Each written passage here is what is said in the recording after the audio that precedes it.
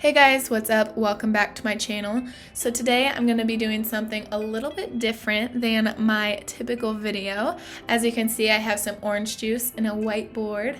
And if you cannot tell, I am fighting off a little bit of a cold, hence the orange juice. And I'm going to be loading up on the vitamin C, trying to kick this thing in the butt. But today I'm going to be sharing with you my life story. I'm just going to draw some pictures. I will warn you, they are nothing fancy. I'm just going to be starting out with stick figures to get the point across because I know this video is going to take a while. But without further ado, this is my story. So I was born on May 29th in 1997. I weighed 7 pounds, 12 ounces, and I had brown hair and brown eyes. My parents were young and in love. I had a brother who was 3 years older than I was. We lived in a small country house about 10 minutes outside of town. Growing up, my brother and I were best friends. We played outside together a lot. Snow, rain, or shine, we were outside either hitting baseballs, golf balls, or building forts of some kind. My dad always kept us active outside. He would take us fishing, on four-wheeler rides, hunting. But my favorite thing that I can remember from when I was a child was that he would take me on lawnmower rides. And I thought it was the coolest thing ever to ride around the yard with him. So the time came when my mom decided that she wanted another baby. It took a little bit of convincing, but when I was 8 years old, my little sister was born. I then became the middle child.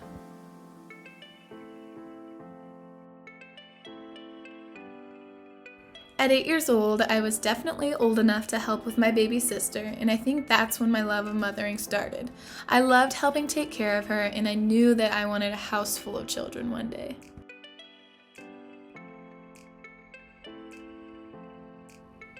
I went to a really small school in my hometown. Everyone knew everything about everyone. I had a lot of friends, and it was always pretty easy to find someone to play with. Like I said, my brother and I always played sports together at home, and that translated into me playing sports at school. I started playing sports as young as I can remember. I played soccer, basketball, softball, and cheerleading. I even played on the boys' baseball team at one point. I was the starting third baseman in middle school for a couple of years. They were super skeptical at first until I hit my first home run, and then they started to accept me.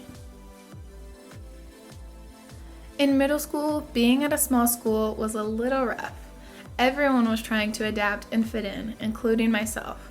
People would say things behind your back to get other people to not like you. In 8th grade, I actually had a couple of girls make a petition for people to sign saying that they wouldn't be my friend. They even got a couple of signatures. Thankfully, it was shut down after that. I mainly hung out with the guys in middle school because there was so much less drama. Not only was I a tomboy, but on the flip side, I was also a bit of a girly girl.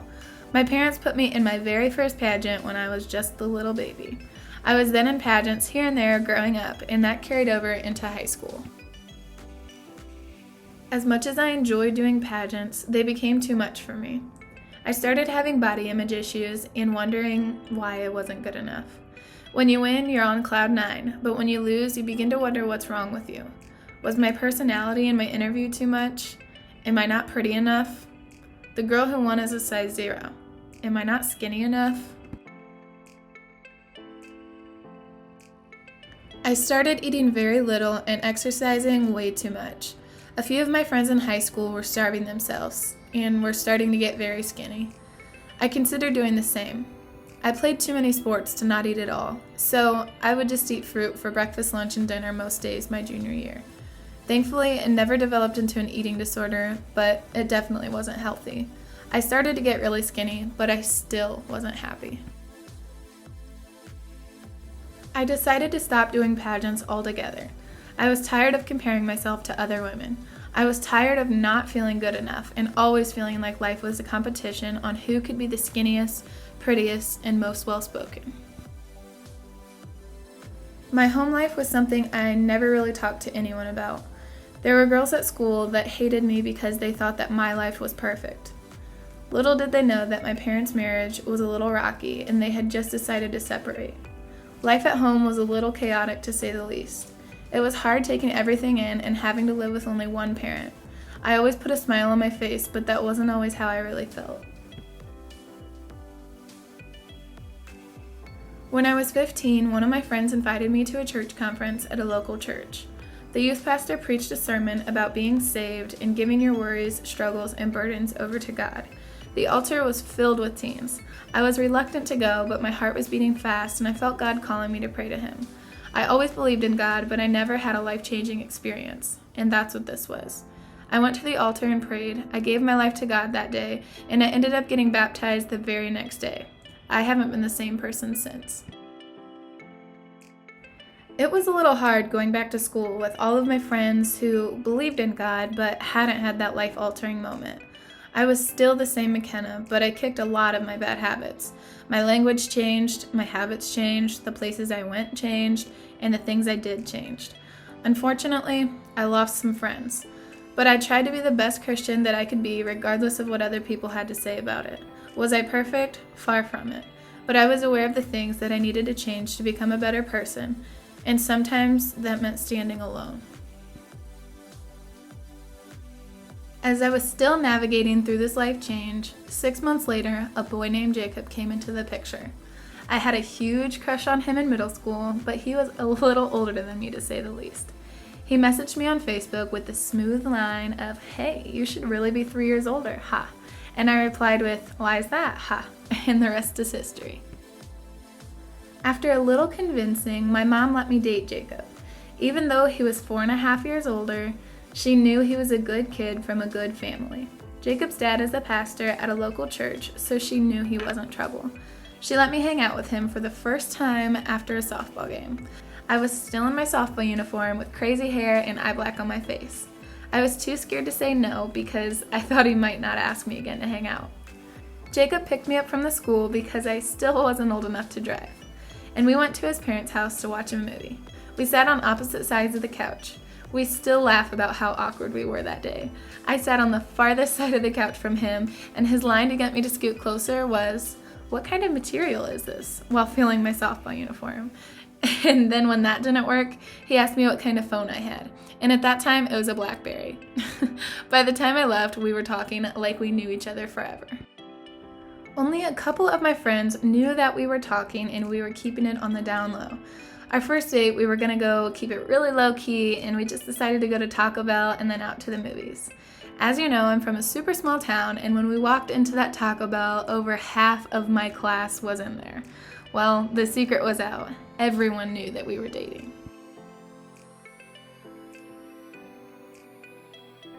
Like I said, my mom was okay with us dating, but my dad, on the other hand, well, he found out we were dating and was totally against it. Looking back, I really can't blame him for being concerned that his daughter was dating an older boy. Anyway, Jacob and I were actually at the movies during one of our first few dates, and we had to leave 5 minutes into it because my dad called and said that I wasn't allowed to be out with him. Yikes. Slowly, my dad warmed up to Jacob, and eventually he was on board too. How could you not like Jacob? He was such a good, godly man. We went to church together every Sunday and every Wednesday. We grew in our faith together each and every day. We faced challenges, but in the end, it only brought us closer together. We were absolutely head over heels in love with each other. As graduation came closer, I didn't know what I wanted to do with my life. I was a creative person, but all of the creative jobs weren't practical. After a lot of debating, I decided to apply for nursing school. I got accepted, and I got a full-ride scholarship as well. I was so excited to be able to help people and to make money while doing it. After I started nursing school, I slowly started realizing that this wasn't something that I wanted to do forever. My creative mind just couldn't be contained in the medical field. On top of that, being around sickness and death all of the time was extremely draining. Everyone says that becoming a nurse takes a special person, and that's why I continued to stay in nursing. Everyone told me how awesome it was that I was going to become one, but I wasn't happy. I was conflicted and torn between pleasing everyone else or making myself happy. After a semester in nursing school, I decided to switch careers to become a cosmetologist as well as start my own photography business. I started cosmetology school on cloud 9 and I was truly happy. School was tedious and I went to school Monday through Saturday 8 to 5 for an entire year. I also had a 35-minute drive there and back every day. It was rough, but it was what I wanted to do. I made it through and I landed a job in my hometown salon. I love doing hair and making people feel beautiful while having a creative outlet. My photography business also started to take off and I knew that I couldn't keep up with 2 full-time jobs. I had to pick one. I decided to take on my photography business full-time. I became a senior and wedding photographer, booking clients left and right. I was truly happy doing what I loved. A few years later, Jacob told my dad he wanted to marry me and asked for his blessing. My dad said yes. Jacob bought a ring and planned to ask to marry me when we were on vacation with his family in Myrtle Beach. So 4 years into dating, when I was 19, Jacob was going to pop the question.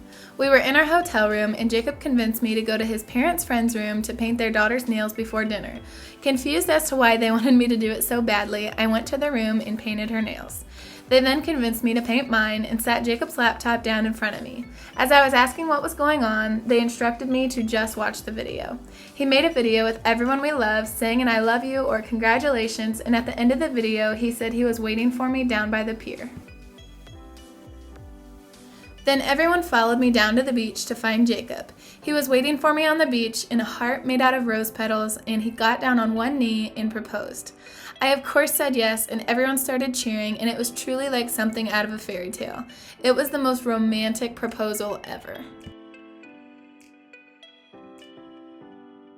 It wasn't quite a year later when we bought our first house, and Jacob moved in a month before we were married. It was a nice house, but it needed a little love. Jacob and his dad and brother and my dad tore up the living room and the dining room and completely remodeled it in about 2 weeks. It was the perfect starter home. It was just a little 2-story yellow townhouse with green shutters. A month later, and just 3 short days before I turned 20 years old, we said I do. We had our ceremony in our home church. Jacob's dad is the pastor, and he actually married us. It was such a special moment. During our ceremony, Jacob played the guitar and sang a song he wrote for me. It was so romantic, and it was the most perfect day. We had a coffee bar at our reception and some yummy food and cake. We left at 9:30 with a sparkler exit, and it was absolutely magical. We went on a 10-day honeymoon to Punta Cana in the Dominican Republic. It was absolutely beautiful and the Caribbean was breathtaking. It really fueled a love for travel for both of us. We still travel a lot to this day. 3 months later, I decided that I was ready to have a baby. Jacob was a little reluctant, but he loves kids too, and we knew we wanted a big family. So we started trying for a baby. I knew that it probably wouldn't happen right away, but I didn't think it would take forever. The days turned into weeks, the weeks turned into months, and the months turned into a year. I kept getting negative pregnancy tests after negative pregnancy tests, and it was finally time to see a doctor. Going through infertility was really rough for us, and we decided to open up and share our story and struggle on YouTube. It was incredibly scary to open up and be vulnerable, but we really felt like God was calling us to share our story with others going through the same thing. We are so thankful we did. That's where this channel was born. We were blown away by the love and support we received, and we are so thankful for our village. After many treatments and tests, the doctor diagnosed me with PCOS and said that I didn't ovulate on my own. We talked about our options and we decided to start taking Clomid. I was very nervous, but very excited that this could finally do the trick. After 14 months of trying, we got pregnant with Leland. We were so excited to tell the world we were expecting, but we also knew that the miscarriage rates are a lot higher in women with PCOS. We decided to tell our families right away, but wait to tell the rest of the world until about 9 weeks. We knew that if we did have a miscarriage, we would want the support over the secrecy. 41 weeks later, I was admitted to the hospital for an induction. Baby boy wasn't ready to come out and play, but Mama was ready to hold him. Leland entered the world on June 27, 2019 after 3 hours of pushing. He weighed 8 pounds and 1 ounce and had brown hair and brown eyes and the most delicious little rolls. He was so perfect and we were so in love. Leland is now 8 months old and we love every second of every day with him. He brings us so much joy and we are so thankful for our little miracle babe. Leland is such a sweet little boy and we are so excited to see what God has in store for his future. So that brings us to today. Jacob and I have been married for almost 3 years now. We've truly never been happier and we're excited to see what the future holds for our current little family of 3. We plan to have more biological children in the near future, but we're excited to open our home to a few kiddos who aren't biologically ours. I just want to say thank you to you guys for being a part of our story and supporting us along the way. The love we have received from you guys has been amazing. If you want to see more of our lives and what's to come, I'd love it if you'd hit that red subscribe button down below and stick around. We can't wait to share more of our journey with you all. I hope you enjoyed, and I will see you in my next video. Bye, guys.